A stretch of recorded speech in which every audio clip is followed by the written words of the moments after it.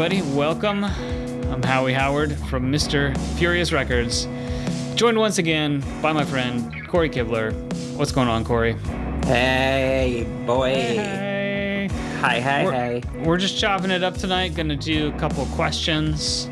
And we're actually going to start with Cory's question or topic for me. So what do you got? Okay, well, first I was gonna do Billy Joel versus Elton John, but I decided to save that because I think I know what your answer would be. But that's an easy one for me. Yep.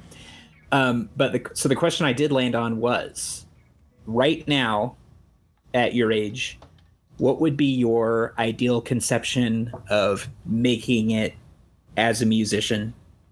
And then how would that compare to what your idea of making it was at like age 18, like freshman in college, Howie? Yeah, wow. That's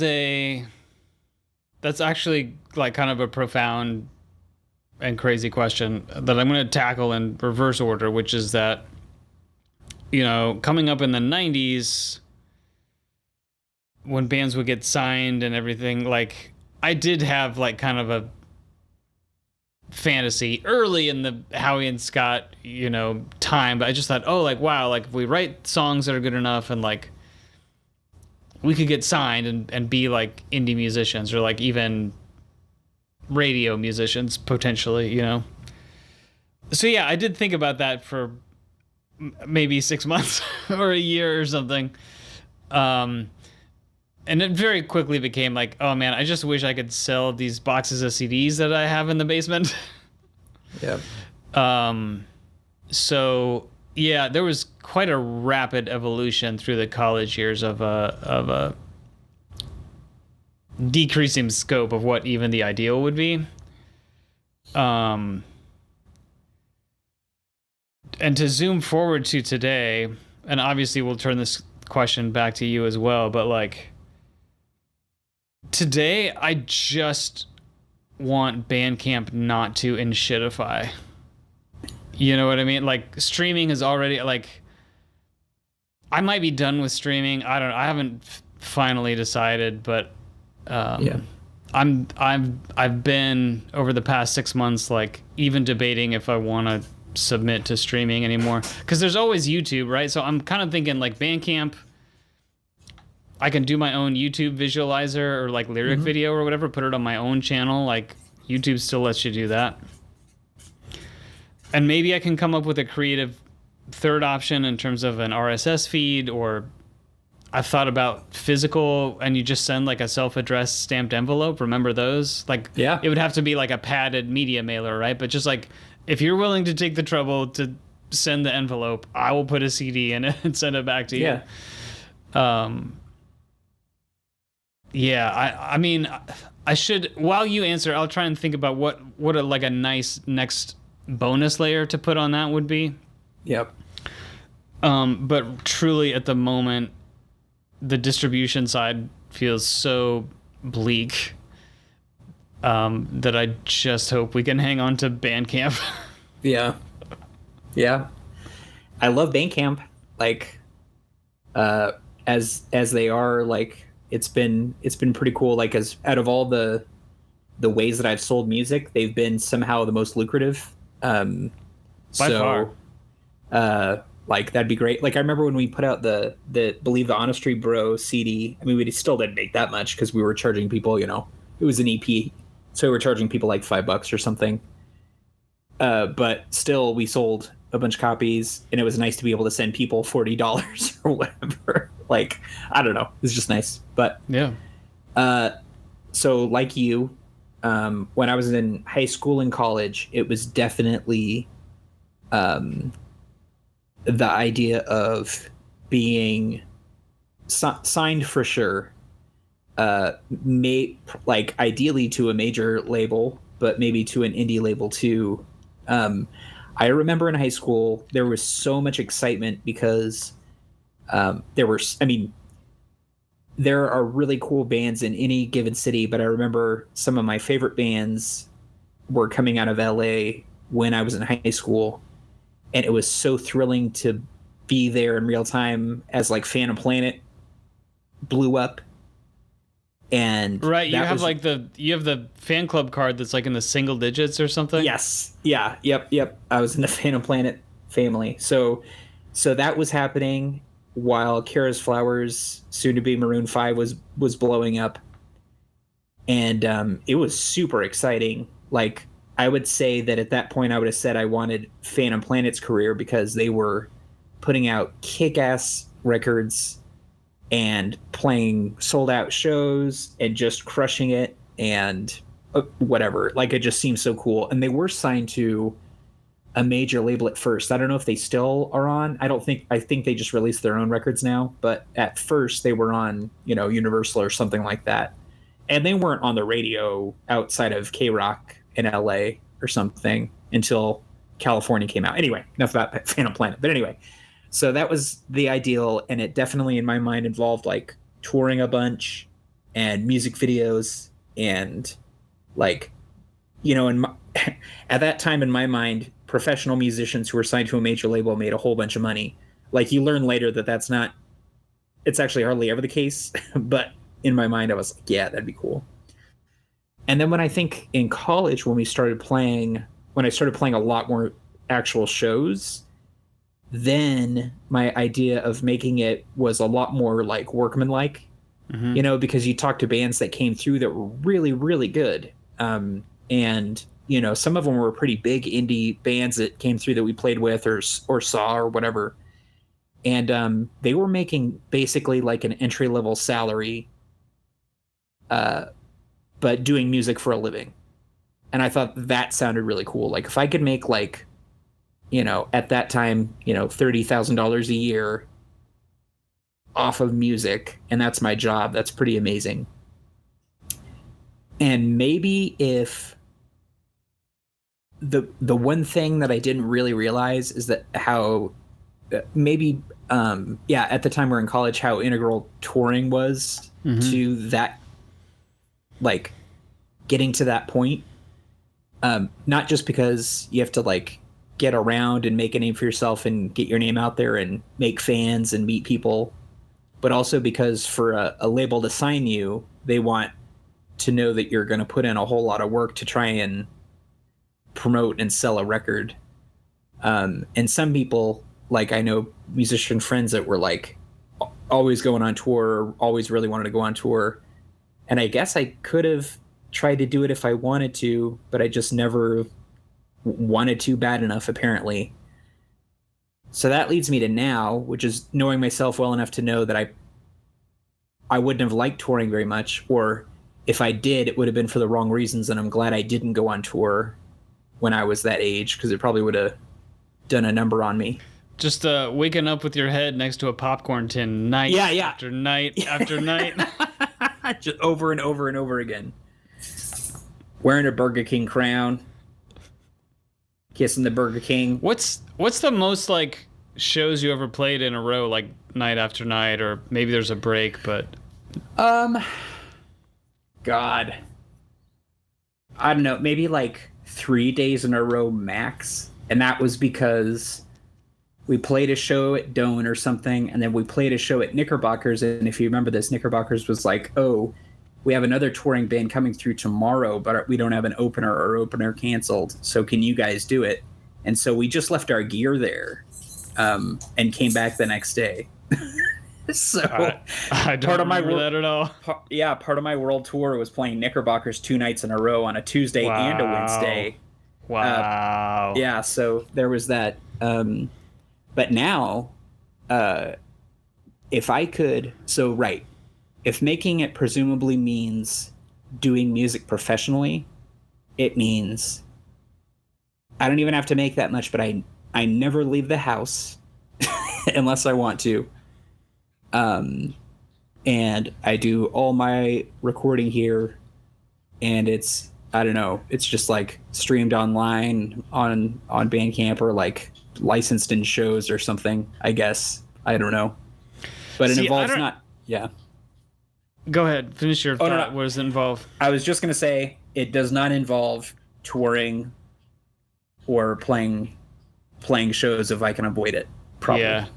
I don't even know at this point if I would want to be a professional musician, even if a fairly lucrative opportunity came up, because all of what I do is just I'm so deep down my own rabbit hole. That sounds weird to say, but yeah. I know what you mean. But I love it so much, like just having just the complete freedom and no deadlines, and like I'm so happy with where I'm at creatively. I would be very skeptical of turning that into a job.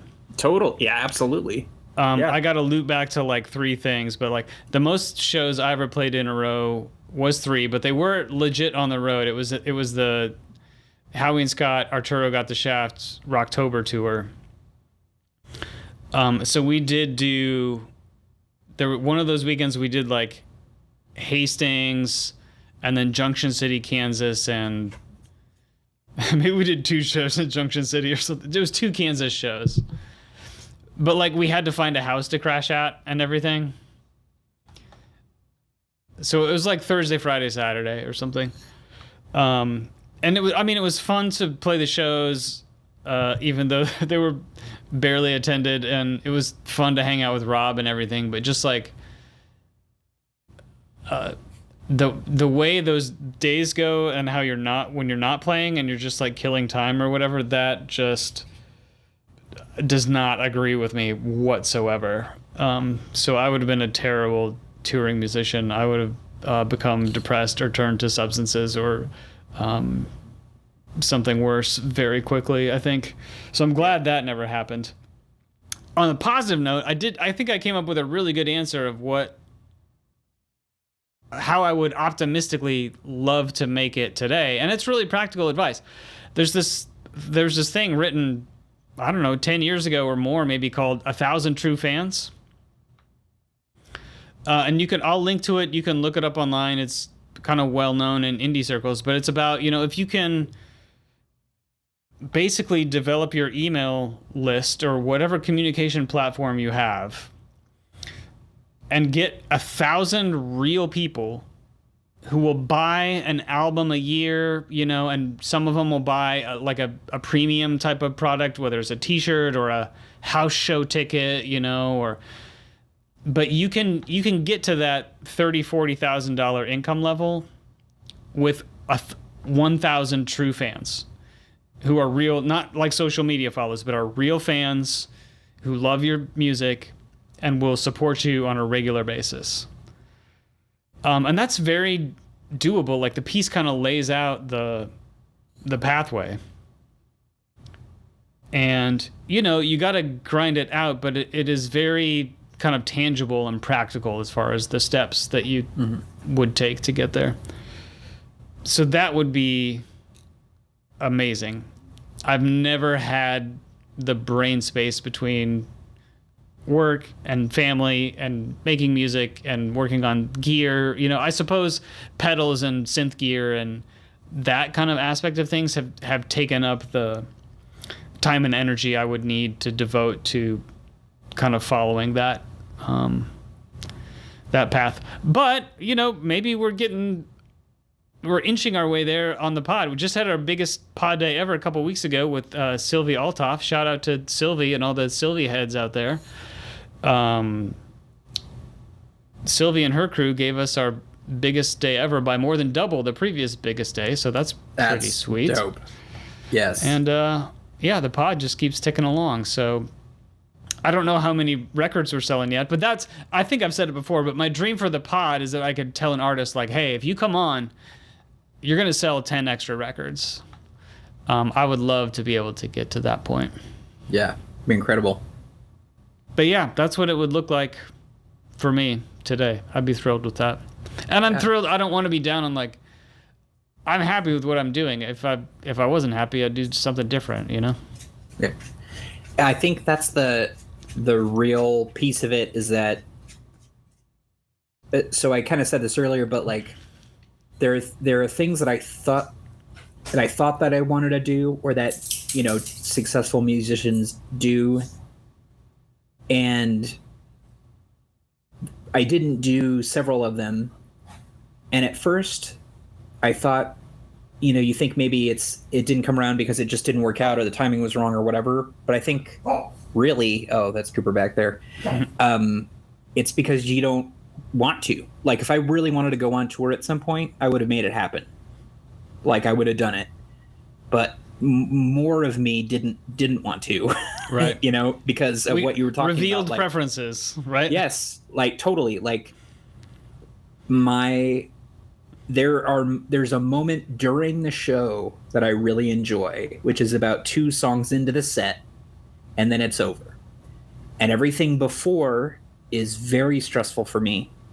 I'm not necessarily worried about like messing up or playing the show. It's more just like what you said, the waiting around, like it's like waiting for a bomb to go off someplace or something like that. Like you're hanging out doing nothing. You have nothing to do, but still you're just on edge because you're waiting. There's something coming up where you're going to have to use a lot of your energy, like emotional and physical energy, and your body feels like shit because you're like storing it up or something. Like I always felt like I was getting sick on show days. I'd get fatigued like I had the flu. And then after the show, I'd feel fine. It was just like my body was just saving up its energy, and then there'd be this like adrenaline thing, and then I just feel spent afterward, and I would have not liked been on the road for that same reason. At least with a high school track meet, you can lay in the team tent and crush a whole box of big wheat thins with Scott Morris. Yeah. See, like that's what I would do, and then I'd run the 2 mile. That's awesome. They usually didn't go very good. You won't be shocked to learn. Yeah. You eat the wheat thins, but for some reason you vomit Flamin' Hot Cheetos. And you're like, how did they? I'm flaming hot inside, baby. Okay, so that's my question. Okay. You answered it admirably, so that's good. And I have a bunch of others for the year 2000. That's good. We can keep doing questions. I think, another positive, like, I mean, the mainstream, like, path to success has become so unattainable that I hope most artists just feel free to ignore it and come up with their own path. And I see a lot of that going on. And I mean, there's a positive and negative to it, right? But the positive is that you can find your own way, whether it's on TikTok or whether it's through touring, or there's all these other ways, and it's not like one door that everybody is trying to cram through, go on, please. Sorry. Unfortunately, I don't think like mainstream music is in a particularly good place. I think indie music and stuff you seek out is in a great place. I think the mainstream is pretty bleak, but we can ignore it, unless it speaks to us, which is fine. Yeah. So yeah, what were you gonna say? Oh, just that, like, I am okay. If I had more time, like if I didn't have a job or if I only worked like 15 hours a week or something, I would do more music because I'd have more time for it. But with everything, with my full-time job and my family and everything, I actually am doing music as much as I want to be doing. And it's not that I wish I want to do more that I can't. It's that I wouldn't want to do it more unless I had more time or something. So I'm actually like, I don't feel like I'm missing out, right? Just like that, just like that of like, oh, I wish I was touring or something like that. Like I never actually wished that, or else I would have done it. If I wanted to do music more, I totally would. Like if I really wanted to, I would do it. But I'm just like, with everything in the life, like it just takes it up. But it's kind of nice too, because I think a lot of people, especially when their kids get older and, get to like middle school, high school, college, a lot of people then I don't know. I see some parents that like don't know what to do with themselves or something, but I already have a lot of stuff. I have a big list.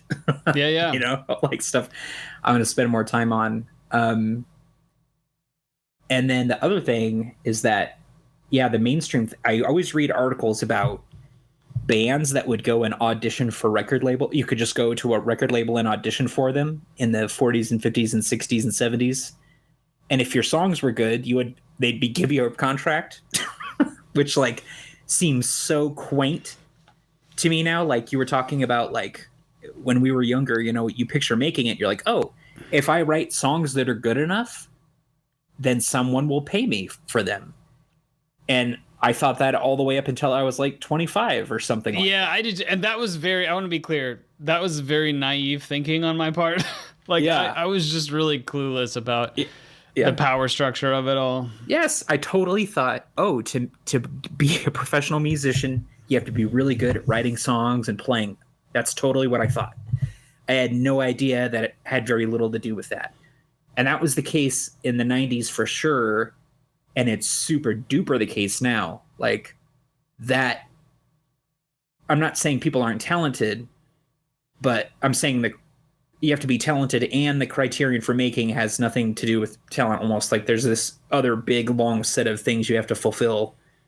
And I'm not that person and never was for a bunch of different reasons. So, but it's crazy. It's bonkers. It's like, on your like time and everything, this is a weird thing to do on the pod, but and I can edit it if you want, but I've been meaning to offer to you, like I can, if you want it out of your house, I can finally take my gold drum set back. Oh. But if you like it, you can still have it too. Oh no, I can get it back to you because I'm not using it right now.